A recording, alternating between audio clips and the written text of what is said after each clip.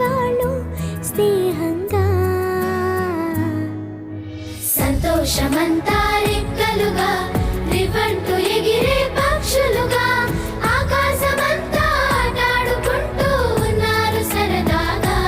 ఒకరేమో సీను ఒకరేమో చున్ను కలిసారే ప్రాణంగా కురిసారే వర్షంగా.